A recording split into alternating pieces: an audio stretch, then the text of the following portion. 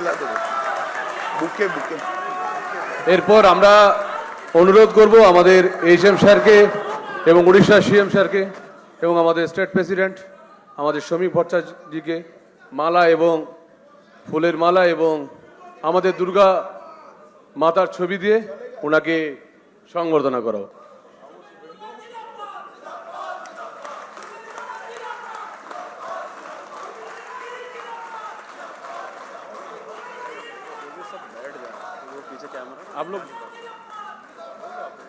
आप लोग बैठ जाओ।